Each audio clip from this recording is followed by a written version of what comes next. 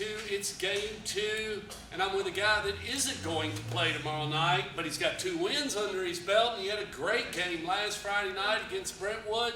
Head coach of the Blackman Blaze, Chandler Tygard. How you doing, Coach? Doing good, Stork. Thanks for having me. Well, came away with a win last Friday night. Take us through it, Coach. Your first Friday night here on the campus of Blackman and the Inferno. Take us through it a little bit. Man, it was an awesome night. So it was rocking. It was full. Everybody turned out for the game.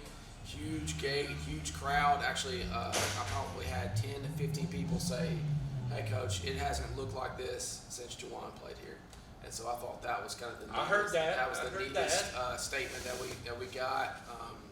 And the student section really showed up. So the Blaze boys were there, getting them going. They were all on the field after the game. We came back. We had a lot of momentum swings in the game. We had an opening safety on the first play of the game. I heard that. Gave up 19 straight unanswered in the third and fourth quarter, but then came back and won.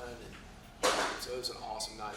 Awesome. When you go through that and everything and you assess the turnovers and whatnot, what is your method of correcting and talking to the kids about what happened and seeing if you can't pin that down and maybe take it, if you had 3 turnovers, let's try to at least not have any this time. Well, we only had 1 turnover. So, okay, but I'm just saying in example. Yeah, so like we dropped a kickoff, and so, but I mean, I tell our kids all the time. I know we did have a bunch of drop passes, okay, and penalties and stuff like that.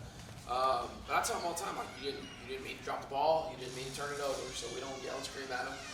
We just work and get better and move on to the next play during the game. Then during the week, we'll go over ball security or kick return, or Coach Reynolds, my receivers coach, he doesn't get all their catches in. I think he owes them 100 catches per drop, something like that. So they got to do that the next week. So you thought you might have a game this Friday night. We were all looking forward to seeing you play Gallatin. What would have normally happened had you been playing tomorrow night and everything? How did that film session go? Because you didn't know it.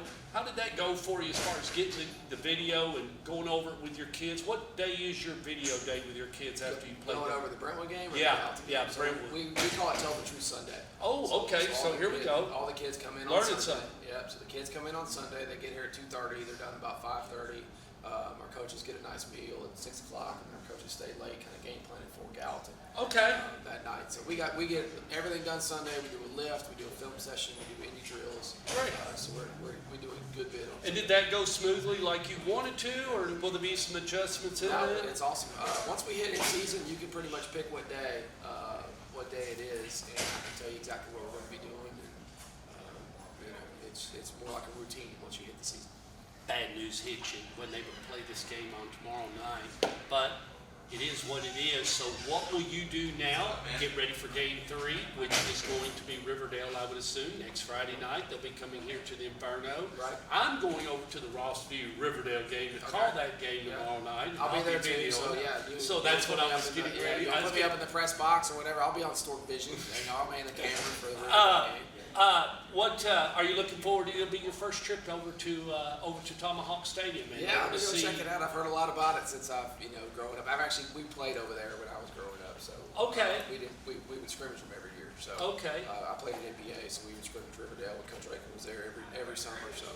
So I have been there before, but it'd be cool. But never on a Friday night. On a Friday night. And you're not playing them over there, so that's a good thing, But you will get to see all their patronage and how they celebrate a Friday night, and they do it very well. Yep. Well, stay safe. We don't know what's going to happen the next 5-6 days. Some of us have a good idea, but it is what it is, Coach. Congratulations on your first win. You are now 2-0. You got one coming up. We'll talk to you next week. Yeah. Stay safe. Stay well. We'll see if we can get to there. I don't know. Yeah, keep picking the other team, so then we'll get the wins. We keep doing that. So it's transparency, Coach.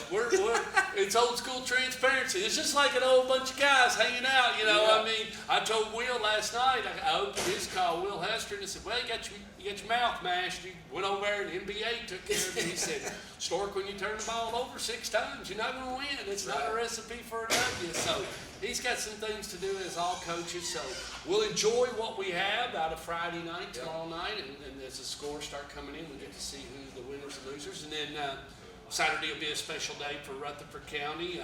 They have one of those games here when Jawan played, and one of those ESPN2s, and I got to film all that and was a part of that, and it was a great time. So Oakland will be heading out. They're heading out tomorrow at noon. So it's a great time for our county and representation. We appreciate you winning Friday night. Yeah, it's awesome, especially if we get one of our Williamson County team, but the Rutherford Yes, County yes. people are fired up. Oh, yes, yes. And there's been many a times that Shad has always had there's always been no love lost in the past. Even when Philip was here, coaching Blackman or anything, as I've been a part of anything against Brentwood. So it's always been, Brentwood really been gone well. Well, it was a personal rival of ours just from being at Ravenwood and stuff. Yeah, So yeah, well, 2009, it was the Battle of the Woods. Well, and it was 17 when I was there, and then we've got a coach, Coach Buchanan, that was at Ravenwood for a long time. So Brentwood's kind of a big deal for us, too. So we went over there, and it was, I tell you, this brought us back out of one of the greatest comebacks Philip ever had. It was against Brentwood at their place in the third and fourth quarter. I mean, that was... Well, he's roaming around here. You need to get him on. He will not get in front of the camera, you all. Y'all see I-Train, tell him we're ready for an I-Train interview. Definitely tell him that. All right. So do not gather up and come to the Inferno, or do not follow the Blackman Blaze over to Gallatin. They are not playing tomorrow night. They are going to try to stay safe and stay COVID-free and take care of each other. But we will be back next Thursday to talk to Coach Tygard, and we'll find out as we get ready for the backyard brawl between the Riverdale Warriors and the Blackman Blaze.